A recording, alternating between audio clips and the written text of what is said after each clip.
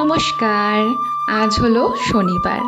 তো আজকে কিন্তু কলেজ থেকে ফেরার পর ভাবলাম যে একটু স্পেশাল কিছু বানানো যাক। যেহেতু কালকে ছুটি, তো সেই জন্য এখানে কিন্তু আমরা আয়োজন করছিলাম আর এখানে আমি আমার বান্ধবীর সাথে গল্প করছিলাম। আজকে যে রান্নাগুলো আমি করেছিলাম সেটা কিন্তু আমি পুরোটাই জানো তো শ্যুট করা শুরু করেছিলাম, কিন্তু আমার ফোনে মেমোরিটা ফুল হয়ে যাওয়ার জন্য আমি করতে পারিনি। তো কাজ করার মাঝে এখানে আমি নিজের জন্য 1 কাপ গরম চা করে নিয়েছিলাম এবং সেটাই আমি খাচ্ছিলাম। তো এখানে আমি আসলে বানাচ্ছিলাম বাসন্তী পোলাও, ঘি দেওয়া রয়েছে প্যানটার মধ্যে, আর এইদিকে কিন্তু চিকেন কষার প্রিপারেশন চলছিল।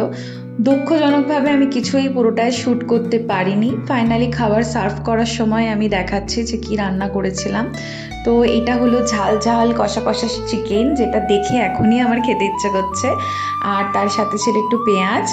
আর এখানে আমি বাসন্তী পোলাও বানিয়েছিলাম, এটাও আমার ভীষণ প্রিয়। তো এই হলো আজকের ডিনার রেসিপি।